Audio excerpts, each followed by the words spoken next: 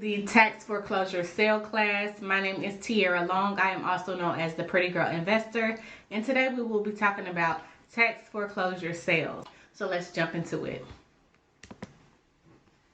A little bit about me. My name is Tierra. I began investing in real estate in 2020. Type D investing is one of the best ways to get started investing in real estate with absolutely little to no money, and I can't wait to show you how.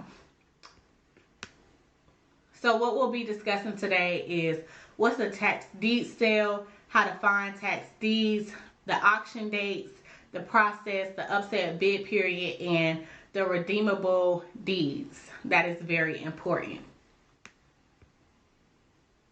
So what is a tax deed sale? A tax deed sale is much different than a tax lien sale, okay? So it's important to know the difference. Today we're really discussing tax deed sales only. We'll get into tax liens a little on later down the line, but right now we're going to discuss tax deed sales. A tax deed sale is when the state confiscates a property for unpaid property taxes and sells to the highest bidder at a tax defaulted auction. As you know, you have to pay your taxes, your property taxes, once or twice a year. If you fail to do so, I'm not going to say it immediately goes into foreclosure. They will give you a chance to pay that. Unlike any other bill, you know, if you don't pay your bills on time, they will give you a little grace period to pay your property taxes. If you fail to pay your property taxes, you just don't want to pay them because, you know, you can't afford it, or it's added up to too much, or you just, you know, you're not taking it seriously, then your property will go into default and it will be sold at a tax foreclosure auction, also known as a tax sale or a tax foreclosure sale. So tax deed sales are auctions that occur when foreclosed homes are offered for sale to recoup the tax bill by the tax collector. So all they want is their money back. These aren't properties that need a lot of rehab, need a lot of work. These are really just properties that the taxes hasn't been paid on this property. So you're bidding at an auction, you know, you may get to the auction, it may not be a lot of people there, or there may be a lot of people there, and you bid for the bid amount that it starts at, okay? So each property, it will start at a different bid amount, but it's only starting at the taxes that are owed on that property. So if you get there and there is $3,000 in taxes owed on this property and it hasn't been paid, that is the starting bid amount. You will start there. If there are other people there that are bidding as well, that's when you will go into a bidding war, and the highest bidder, that is who wins the property deed. For example, if you buy a home, you must pay the property taxes to that county that the home resides in. Homeowners typically pay their property taxes once or twice a year, and how much they pay depends on the state that they live in. Tax delinquencies. So this is what it's all about. Unpaid property taxes. When you do not pay your property taxes, it becomes delinquent. So when homeowners fail to pay their property taxes on time, counties place a tax lien on the properties. Owners then have a set amount of time to pay what they owe, which varies by state. If homeowners do not pay the property taxes that they owe, the homeowner or the home goes into tax foreclosure, and the tax collectors can sell the home through a public tax deed sale.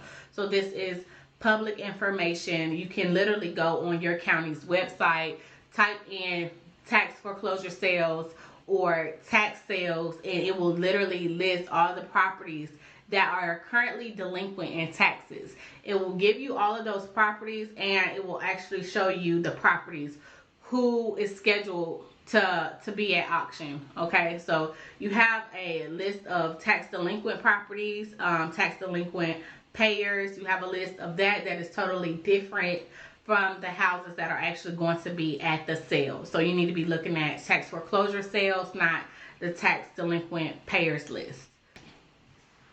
Before you bid on a property, there is a few things that you should do before you just see a property, say, okay, I want that property, go to the auction and just start bidding. There's a few things you should do before then. You have to do your due diligence, guys, which includes researching the property. So what you want to do first is not just show up to a tax sale because you see the date of the tax sale, and then you're going to be confused. You're going to be bidding on anything and you're not going to know the prices of it, which is very, very important.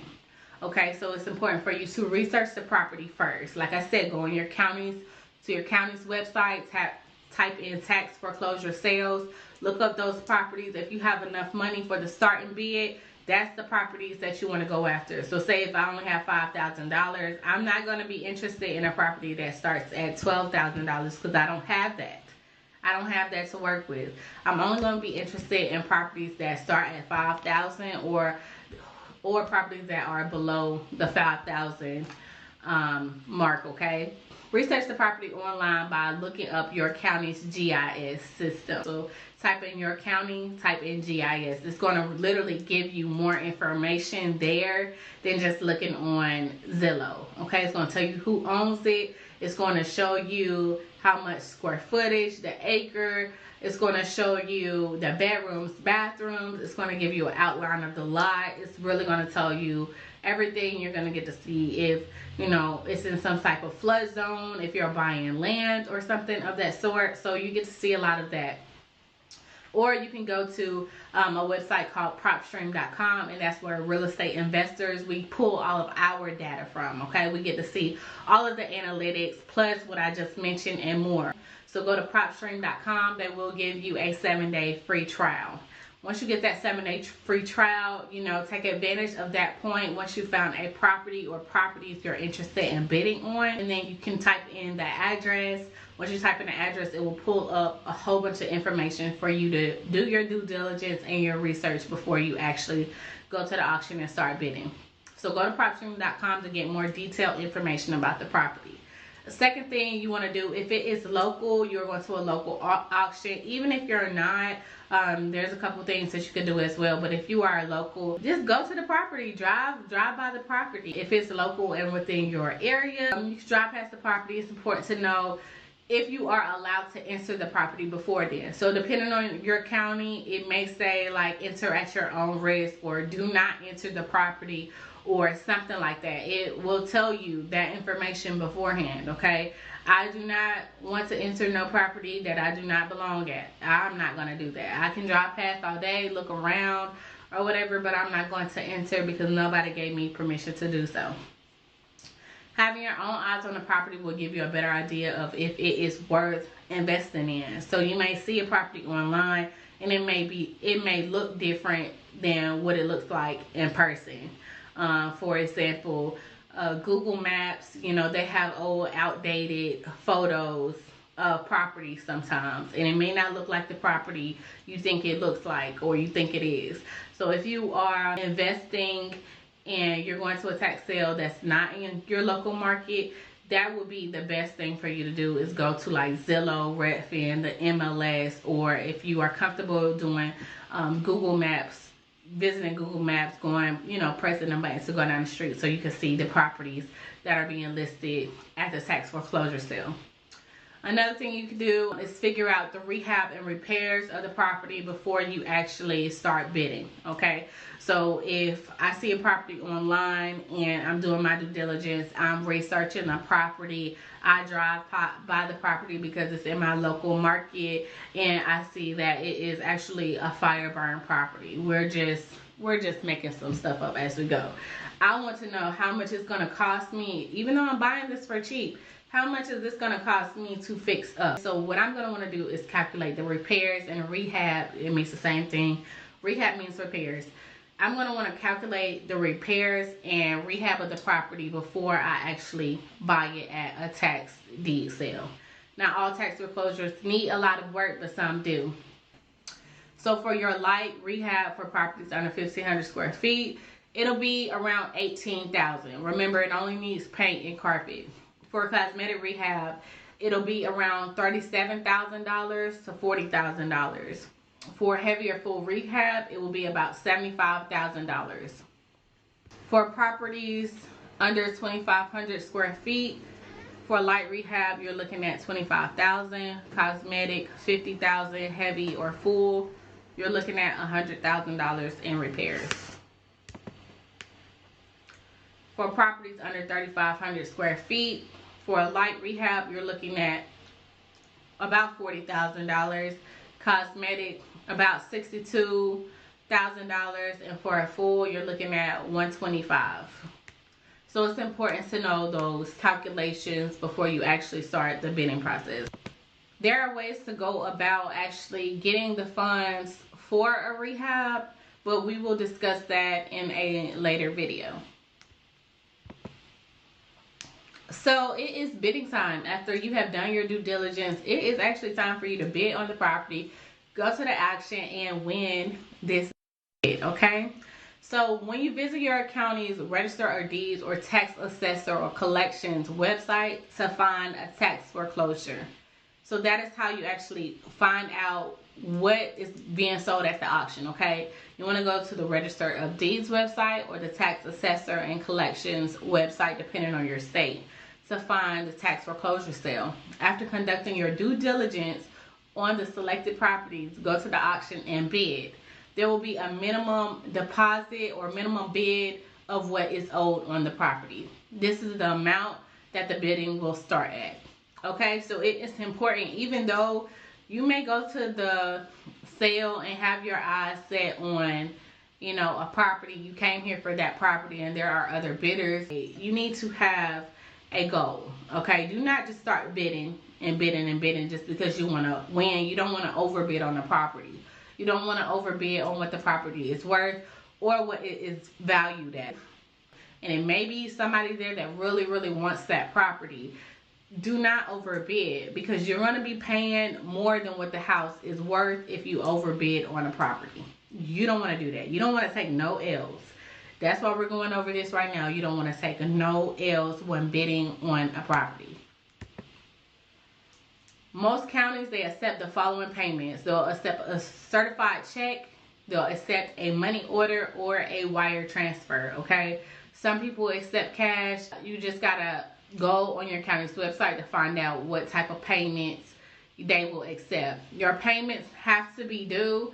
It may vary, but usually your payments have to be due by the end of the day, like around 4 o'clock. Your payment has to be submitted to them in order for you to be granted the highest bidder at the auction. There is an upset bid period. The upset bid period is usually 10 to 15 days.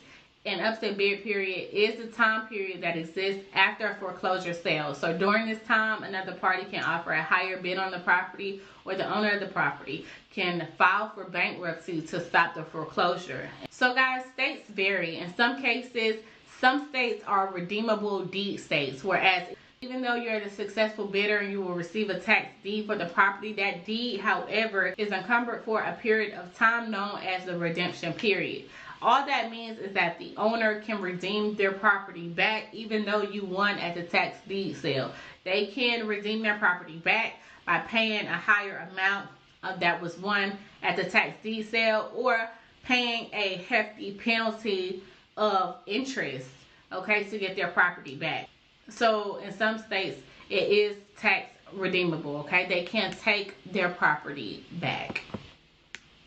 Here are the states you need to be aware of that are tax redeemable states. That is Texas, Georgia, South Carolina, Hawaii, Tennessee, and Delaware.